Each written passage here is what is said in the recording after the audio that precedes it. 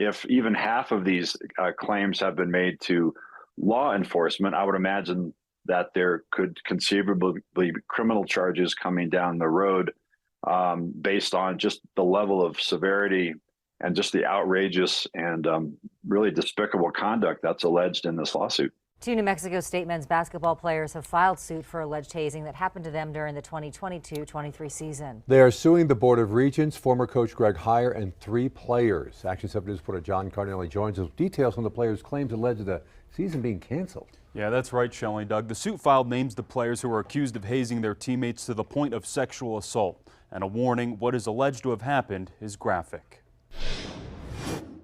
The lawsuit claims these 3 NMSU men's basketball players, Kim Aiken Jr., DeShondre Washington, and Dr. Bradley, on multiple occasions hazed 2 of their teammates. It's a bombshell lawsuit. It's alleging the sexual abuse of these 2 players by other players on the team, and very graphic descriptions of sodomy committed by the other players, sexual penetration.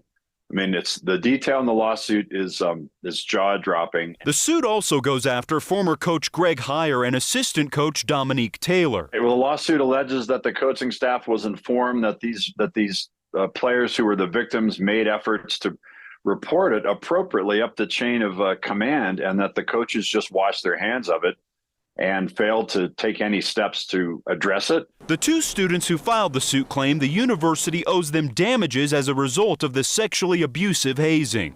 We looked the other way too many times. We looked the other way at the fight of the football game. We looked the other way at the shooting, and we looked the other way when they were violating these young men. Okay, it's time to look yourself in the mirror and to stand up and do what's right. Bob Gallagher is the former chairman of the Board of Regents for NMSU. He says the university should fork out insurance money and pay the players who filed suit. To settle this case where none of those student athletes would have to go and sit on that stand and relive the horror that went on in those locker rooms. But Gallagher says there is still one question he has. Why aren't we charging these 3 individuals? Well, I think the university should have been pushing for charges a long time ago.